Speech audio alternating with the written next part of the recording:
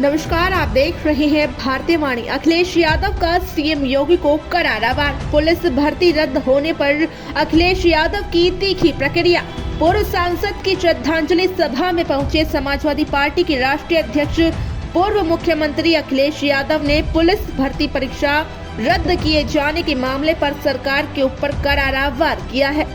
आपको बता दें कि अखिलेश यादव ने साफ तौर पर कहा कि सरकार की नीयत ही नहीं थी नौकरी देने की। ऐसे में सरकार की लापरवाही से पेपर लीक हुआ है। सरकार की अगर नीयत साफ होती तो जिस समय पहले पेपर लीक हुआ था, सरकार उस समय कार्रवाई करती। इससे करोड़ों परिवार प्रभावित हुए हैं। अखिलेश यादव ने केंद्र सरकार पर वार करते हुए कहा कि सरकार जिस तरह से कार्य कर रही है, ऐसे में आने वाले समय में लोगों से वोट डालने का अधिकार भी छीन लेगी ये सरकार। जिस तरह चीन में और रसिया में वोटिंग नहीं होती है, उसी रास्ते पर सरकार जा रही है। ब्यूरो रिपोर्ट, भारतीय वाणी।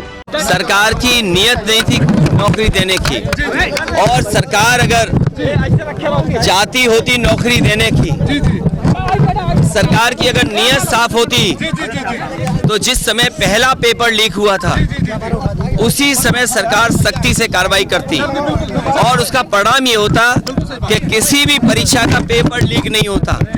और आज केवल पुलिस भर्ती के पेपर लीक के आरोप नहीं है, बल्कि ARO की जो भर्ती हुई उसमें भी बड़े पैमाने पे छात्र नौजवान धरना दे करके बैठे हैं लोक सेवा आयोग के सामने। वो अपना पर्चा कैंसिल कराना चाहते हैं, री एग्जाम कराना चाहते हैं। आप सोचिए, सरकार जो दावा कर रही थी कि परीक्षा बिल्कुल सुरक्षित होगी, ये देखिए सुरक्षा का पोल खुल गया, और सरकार अपनी खुद स्वीकार कर रही है कि उनकी नाकामी की वजह से पेपर लीक हुआ है।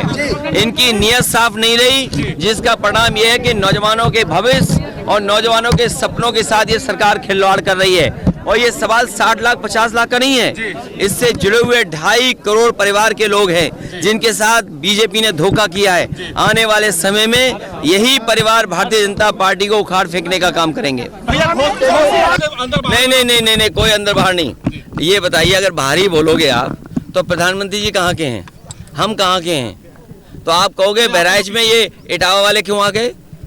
अच्छा, एक मिनट, ये दिल्ली वाले चैनल यहाँ क्या कर रहे हैं? ये भाई ABP चैनल कहाँ का है? NDTV कहाँ का है? अच्छा, ये भाई बात हुई। ये कोई बात नहीं है। सुनिए, लोकसभा में ये है कि कोई भी भारत का नागरिक और कहीं भी उसका वोट बना हो, वो कहीं भी चुनाव लड़ सकता है, क्योंकि लोकसभा के लिए आप चुन रहे हैं। इसलिए ये बाहरी अंदर नहीं, हाँ प्रधानी का होता है बाहर अंदर। एक बार को विधायक में हो सकता है बाहर। पेट्रोल, बड़ी चीजें तो भूल जाइए। आप बताइए 2014 से और आज 2024 हो गया है, नमक की कीमत क्या है? क्या नमक की कीमत दुगनी नहीं हो गई? नौकरी नहीं, रोजगार नहीं। किसान खड़ा हुआ है उनके सामने अपना हक मांगने के लिए। जो लोग नारा देते थे कि जय किसान, जय जवान, जय विज्ञान, किसान दुखी है, आंदोलन कर रहा है अपनी आय बढ़ाने के लिए। नौजवान नौकरी नहीं पा रहा है, अगर पेपर लिख रहा भी है तो उसका लीक हो जा रहा है, उसको लड़ना पड़ रहा है अपने भविष्य को बेहतर बनाने के लिए। और विज्ञान की बात तो केवल इतनी है कि व्हाट्सएप से लोगों को कितना गुमराह कर दें, सोशल मीडिया से कितना गुमराह कर दें, इतना ही इनका विज्ञान है। इससे आगे विज्ञान इनके पास नहीं है। के ऊपर आप क्या कहते हैं? नहीं, उन्होंने, मुझे उम्मीद है कि लोहिया जी वहाँ से चुनाव जीते थे फरक्काबाद में। लोहिया जी पहला चुनाव वहीं से जीते थे, फरक्काबाद से। हमें उम्मीद है कि वो अपना ट्वीट डिलीट कर देंगे और अलायंस की मदद करेंगे। प्रधानमंत्री ने आपके और कांग्रेस के गठबंधन को छछूंदर बताया है। नहीं, देखिए, प्रधानमंत्री जी को हो जाएगा गठबंधन। नहीं, प्रधानमंत्री जी को अपने 10 साल बीजेपी को, खासकर अपने 10 साल के कार्यकाल में उन्होंने कितना किसानों की आय दोगुनी की है। आप बहराइच, आपके बगल का श्रावस्ती, आपका बाराबंकी, गोंडा, ये वो जिले हैं जहां पर आम जनता खेती बाड़ी से जुड़ी हुई है। क्या किसानों की आय दोगुनी हो गई?